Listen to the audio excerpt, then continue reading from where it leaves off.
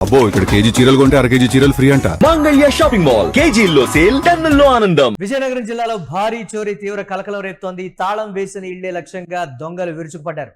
రాజాం పట్టణంలో ఏకంగా 25 తులాల బంగారం, 2 కేజీల వెండి, 2 లక్షల రూపాయల నగదును దోచుకు వెళ్లారు దుండగులు. వారం రోజుల క్రితం కుటుంబం తీర్థయాత్రలకు వెళ్లినటువంటి పరిస్థితి అయితే ఉంది. ఈ నేపథ్యంలో బాధితులు తిరిగి వచ్చి చూసేసరికి ఇల్లు గుల్లై కనిపించడంతో లబోదిబోమంటున్నారు. బొబ్బిలి రోడ్డులో నివాసం ఉంటున్నటువంటి ఉండ్రాల అప్పలరాజు అనేటువంటి వ్యక్తి తన కుటుంబ సభ్యులతో కలిసి గత వారం రోజుల క్రితం ప్రముఖ తీర్థయాత్రలకు బయలుదేరి వెళ్లారు. వెళ్లే ముందు ఇంటికి భద్రంగా తాళాలు వేసి పొరుగునున్న వారికి సమాచారం ఇచ్చి వెళ్లారు.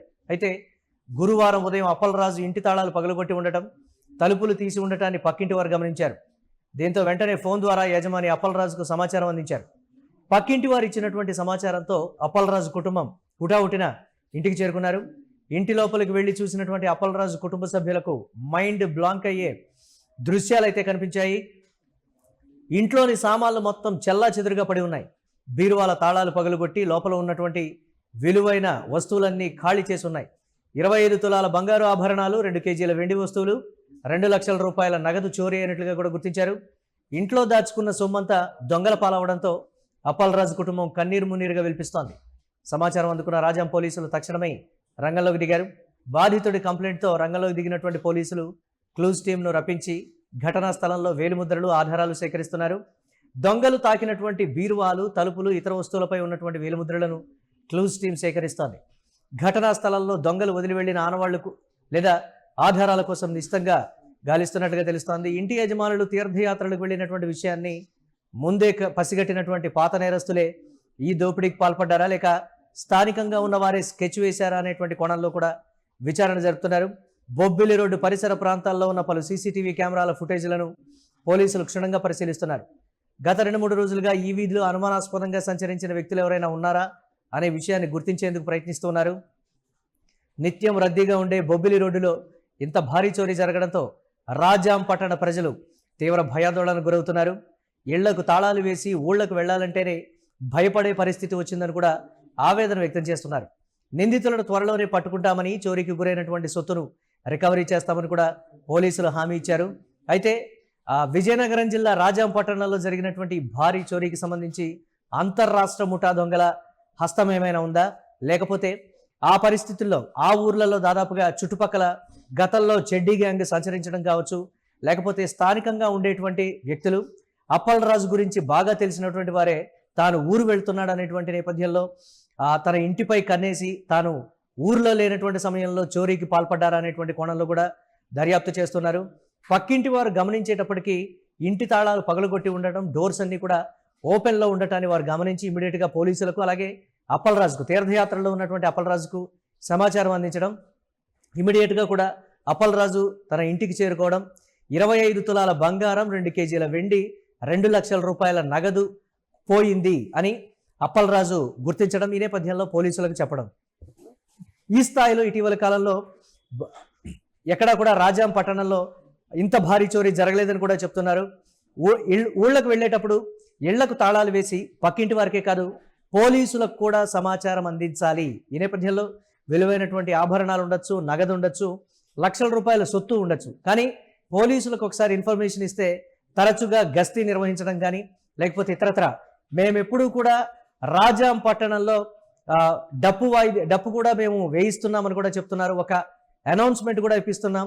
ఎవరైనా సరే 4-5 రోజుల పైచిలకు ఊర్లకు వెళ్ళాలి అని అంటే మాకు ఇన్ఫర్మేషన్ ఇవ్వండి, పోలీస్ స్టేషన్లో ఒక మాట చెప్పి వెళ్ళండి, నిరంతరం నిఘా అనేది ఉంచుతామని కూడా రాజాం పట్టణ పోలీసులు చెప్తున్నటువంటి పరిస్థితి. బొబ్బిలి రోడ్డులో నివసిస్తున్నటువంటి ఉండ్రాల అప్పలరాజు కుటుంబం ఈ దారుణ ఘటనకు బాధితులయ్యారని చెప్పాలి. గత వారం రోజుల క్రితం అప్పలరాజు తన కుటుంబ సభ్యులతో కలిసి ప్రముఖ తీర్థయాత్రలకు బయలుదేరి వెళ్లడం, ఆ అప్పలరాజు ఊర్లో లేకపోవడంతో ఈ ఘటన అయితే జరిగింది. అయితే పోలీసులు తమదైనటువంటి శైలిలో విచారణ అయితే చేస్తూ ఉన్నారు. అప్పలరాజు తాను తీర్థయాత్రలకు వెళ్తున్నటువంటి విషయాన్ని ఎవరెవరితో పంచుకున్నారు, ఈ నేపథ్యంలో ఎవరెవరితో ఆ విషయాన్ని చెప్పారు, పక్కింటి వారితో చెప్పారు, అలాగే సన్నిహితుల వద్ద ఎవరెవరికి చెప్పారు అనేటువంటి దాని అంశానికి సంబంధించి కూడా వారు కూపీలాగుతున్నారు.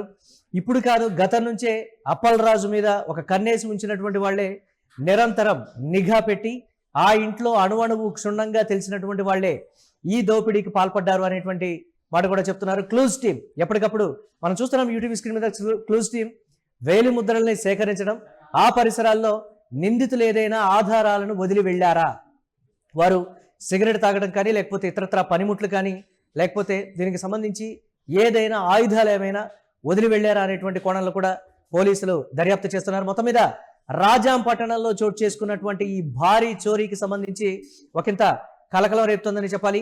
గతంలో కూడా కొన్ని విజువల్స్ మనం చూసాం. బొబ్బిలి కావచ్చు లేకపోతే రాజాం ఇతర ప్రాంతాల్లో, ఆ ప్రాంతాల్లో కూడా మొత్తం మీద విజయనగరం జిల్లాలో చెడ్డీ గ్యాంగ్ హల్చల్ చేయడం కానీ లేకపోతే దీనికి సంబంధించి అనుమానాస్పద వ్యక్తులు తిరుగుతున్నారు అనేటువంటి ఇన్ఫర్మేషన్ని పోలీస్ స్టేషన్లో ఇవ్వడం, కొంతమందిని వారు అదుపులోకి తీసుకోవడం, విచారణ చేయడం కూడా జరిగింది.